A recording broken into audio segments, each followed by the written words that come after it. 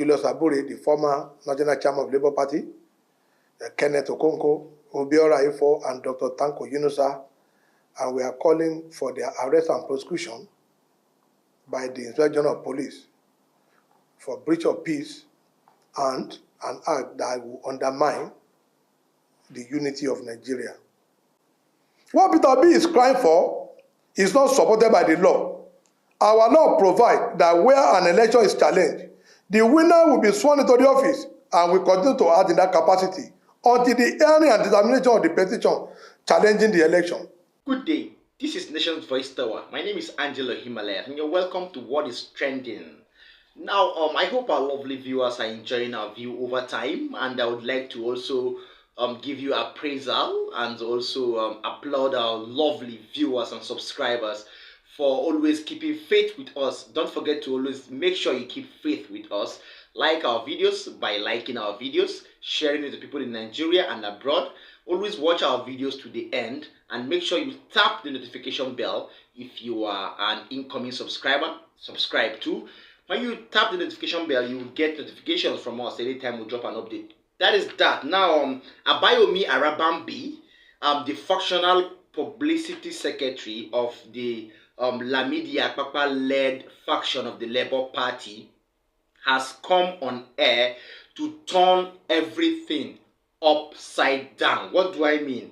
All the work that Labour Party have put into these presidential elections and the subsequent tribunal or hearing of the proceedings going on, this man, Arabambi Abayomi, has come out to scatter whatever Peter Obi has done, Julius Abure has done, and other members and the National Working Committee, even the National Executive Council of the Labour Party have put over time, okay? This is so strange because for a particular party member who has been fighting to see that they reclaim their mandate, all of a sudden, factionalism is eating up the Labour Party, okay, thereby denting the entire polity in Nigeria. Why is factionalism coming into the Labour Party at this time around? You will have to know that they were paid to do this. From talking about Anselm Eragbe, the Abayomi Arabambi, the Lamidi Akpakpa himself, and so on and so forth. These people were allegedly paid. So, to confirm this, I would allow you to watch this press conference. Arabambi came on national TV to, okay, he said lots of things. In fact, let me give you one of the statements he said. He said, Obi going to the court to fight for his mandate is a waste of time because Asiwaju must be sworn in, according to Arabambi. Is this a statement to make from somebody who is trying to reclaim his mandate or who is helping his principal to reclaim his mandate in court? Is this a good statement to make? This is not a very, very awesome statement to make. He even went further to give an example that when Peter Obi was the governor or won the gubernatorial elections in Anambra State, he was challenged by Andy Uba and he said Peter Obi had to be sworn in first. This means the Arabambi-led faction or the Akpakpa Lamidi-led faction are not with Peter Obi at all. And this is very, very sad. Let me allow you watch for yourself and hear what Abayomi Arabambi said. We need to really arrest this man if he really means what he said in that video. Julius Abure, the former National Chairman of Labour Party, Kenneth Okonkwo, Obiora Ifo, and Dr. Tanko Yunusa, and we are calling for their arrest and prosecution by the Inspector General of Police for breach of peace and an act that will undermine the unity of Nigeria. Following series of agitation and call for the restraining the president-elect from being sworn in on May 29, 2023, Labour Party hereby allay the fears of Nigerians that the swearing in of the president-elect will not have an impact on the ongoing legal tussle in the president election tribunal involving our party, APC, and INEC. You will recall the television interview by the legal luminary, Chief Femi Falana SAN, who explicitly posited the position of the law on the election matter at the tribunal, and Labour Party was in agreement with him because the issue have been properly dissected by the legal jurisprudence, who affirm that the statement credited to Cardinal Onoyekon may not be feasible, as the current legal tussle may take more than 3 months before it could be finally disposed of. The Electoral Act and Constitution of Nigeria does not give room for vacuum. So whether the president-elect is sworn in or not, there is right to remove him legally if found that he was not duly elected, according to Chief Femi Falana. While citing one example, like the 2003 election of Peter Obi and Chris Igigi, Ahmed Dati, our current vice president candidate, and who got elected as a senator then, and Masari, the outgoing governor of Katsina. The judiciary played the role it was expected of it, and though they lost at the court, vacated their seat in spite of spending some time at the seat then. Mr. Peter Obi started afresh, likewise others, and that's why we're having staggered election in some states, including Anambra. Now let me now delve on the constitutional provision on when the president-elect may not be sworn in, so that most of us, the obedient family, Labour Party family, and the obedient, those calling for war in Nigeria, will know. It became very clear, those people calling, especially Dr. Tanko Yunusa and Kenneth Okonkwo, who are calling that the Senate president should be sworn in. We need to allow the Nigerian police, because if the Constitution says the only condition where a Senate president will hold an office is when both the vice president and the president and vice president are incapacitated. We don't know why they are calling for this. Probably they want to incapacitate the president-elect and vice president-elect. The police will need to do their work on that. Now, what Peter Obi is crying for is not supported by the law. Our law provides that where an election is challenged, the winner will be sworn into the office and will continue to act in that capacity until the hearing and determination of the petition challenging the election. A refusal to swear in the president-elect as president will create a vacuum in the system. Which law above, from President Obasanjo to Yar'Adua to Jonathan to Buhari, this has remained the law and the system. Why should the position change now when the law has not been changed? Our law does not provide for interim president in the circumstance. The only time we had an interim president in Nigeria was Chief Ernest Shonekan, which was a military stunt and not a constitutional procedure. Even Peter Obi has also benefited from the system, being sworn into office irrespective of pending petition at the tribunal. Peter Obi was sworn to office as governor, while Andy Uba went to the tribunal to challenge his election. And at no time did anybody say an interim governor should be sworn in. The law has to be complied with, which is to swear in the president-elect, even though we are not of the same party, but Labour Party believe in the rule of law, and such, that law must be complied with. If anybody wants to challenge the narrative, they will have to change the law, but with what we have now in our constitution today, their demands are not backed up by any law. It is null and void and of no confidence. It is misconceived and show a serious ignorance of the law. Labour Party therefore warn all the obedient, clandestinely parading themselves as LP member, and other obedient who may be agitating that the president-elect should not be sworn in to have a rethink, as Labour Party will not support any unlawful means of agitation or change of government violently. We cannot throw the baby away with the bathwater. The same election brought in our candidate who won in the last general election. We have so many House of Assembly, senators, and House of Reps. Now, who want to be judgmental must not be selective. Those who come to equity must come with clean hand. How can the election be discredited for a winner, but credible for the winner among members of the opposition party, including Labour Party? What we should be working for is how to suddenly review our election process, so we do have a winner who will be sworn in and who everybody will rally around. The Labour Party will continue to pursue our matter in court only lawfully with all vigor, whether Tinubu is sworn in or not. Finally, Labour Party presently want to announce to Nigeria that we are under the siege of political vampires, political buccaneers, predator and emergency democrat, where some civilian in military camouflage want to conspire with the dictate of informing Nigeria to stage a coup d'etat against May 29 Nigeria. That we will not support. And we also want to challenge our presidential candidate that on a moral ground, he needed to be found on the side of law, because we must show to Nigeria that even if victory is given to us at the presidential election petition at the Court of Appeal or Supreme Court, other candidates will respect it.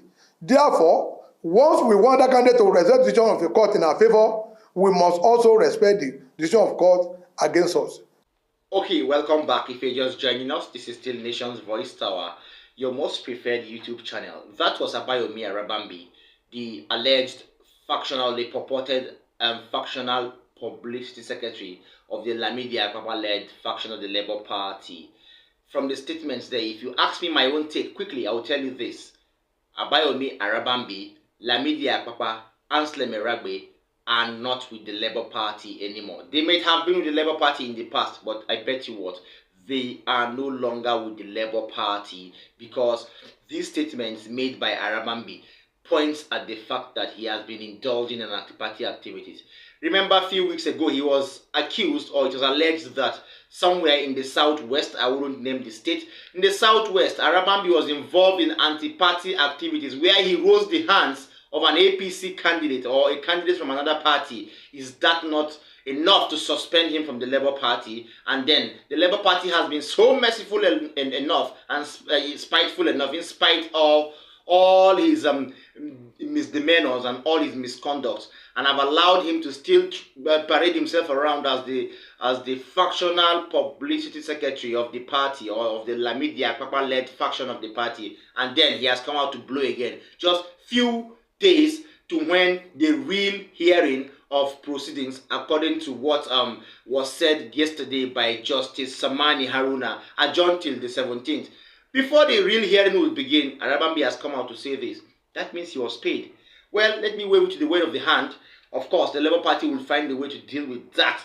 Now, a particular group, an electioneering group, the Vote Must Count Initiative International, that is the VCMII, who have been coming out over time to address issues pertaining to electoral irregularities, electoral violence, electoral brutality, and even political instability in the country, have staged a protest in front of the Court of Appeal while the presidential elections petitions was going on at the court.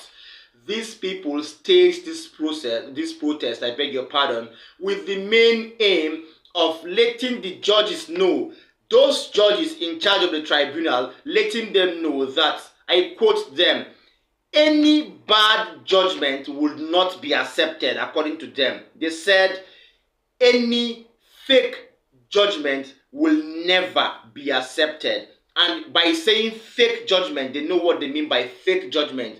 We can back up the VCMII here by saying the fake judgment means if Asiwaju comes out victorious in the Court of Appeal, because the VCMII have come out over time after they just concluded general elections to play down or to debunk the fact that Asiwaju was victorious at the polls, because the VCMII, after airing or convening for 3 press conferences, have come out to say that Asiwaju did not win the election because they were there observing all the electioneering processes in different polling units across the country.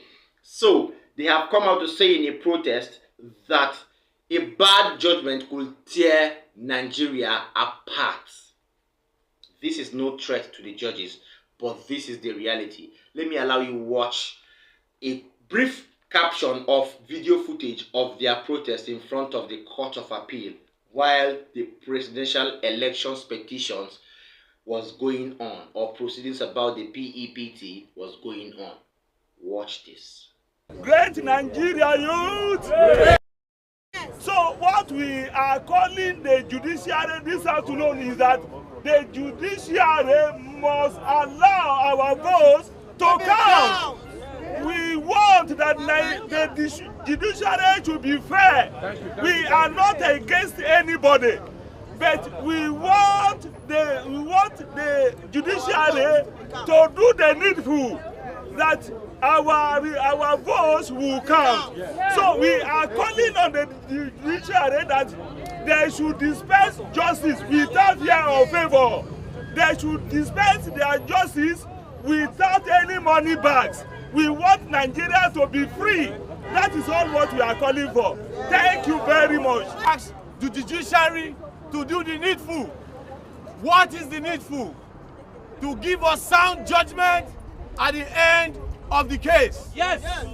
We don't want the president of Nigeria to poke nose in the judgment. Not be so? No. President Muhammadu Buhari has finished his tenure. Let him excuse Nigeria. Yes. It is the Nigeria's people's property. Yes. That is why we are here. We are here to tell the judiciary to help us save our democracy. Yes. Any altar of fake judgment given on this case will tear Nigeria apart. Yes. And we are begging the judiciary to do the right thing. Yes. Give us sound justice.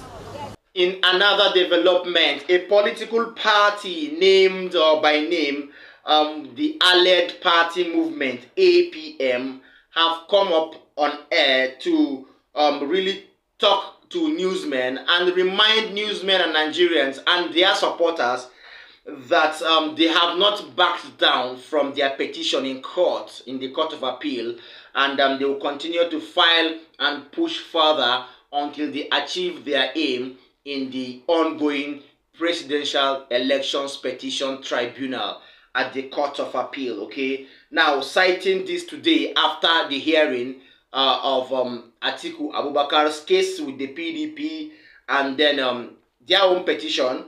Okay, this particular party, talking about the Allied Party Movement, came out on air to grant an interview by one of the councils of the party to tell the general public and their supporters that they have not kept quiet and they wouldn't stop coming to court as regards their mandate. Let me put in quote, their mandate. But I will tell you what, the APM, that is this particular party, know what they are still pursuing in court. I don't think it's the mandate though, because from the electoral results or the coalition results by INEC, the APM didn't really appear in the first 5 positions. So I wonder what the APM are pursuing in court. But a spokesperson, one of the members or one lawyer amongst the council to the Allied Party Movement, one barrister Oluwafemi O Awede, came out to speak to newsmen and tell them how much committed they will remain to the proceedings at the Presidential Elections Petitions Tribunal ongoing at the Court of Appeal. And no matter the issue, they wouldn't back down. Let me allow you watch a footage where Oluwafemi Awada, who is one of the counsels to the APM, spoke to newsmen. I can confirm to you that we do not intend to withdraw our petition. We are confident. We do not intend to withdraw our petition. We are confident in the merit of our case, and we intend to follow through to the end. Okay, we also got the same assurance from ABP before they did this. So you sure you will not have it make a U-turn? We do not have any link or any relation with other parties that have withdrawn, and we are saying this with affirmatively and with all seriousness and of course with all responsibility, that we do not have any intention of withdrawing our petition. I will follow through. In support of the application for live coverage? We are yet to be served any application for live coverage, so I do not have any comment on that for now. Well, you've watched the barrister there, the young barrister, really say his own mind. He's not a senior advocate of Nigeria though. So I find it hard to believe how he's going to compete with the heavyweights, the Bar Association heavyweights that are representing the other majority parties like the PDP, the APC, and the Labour Party, okay, in court. But nevertheless, an argument is an argument, and a session in court is a session in court. So if you ask me, my own take is this: justice should be served no matter how little. Justice should be served no matter how far or how long it takes to achieve. So the APM should continue to pursue their own part of the justice of the petitions. Okay, I hope they find justice at the ends of the proceedings. That is that. Make sure you stay glued to Nation's Voice Tower for more updates. See you next time. Bye.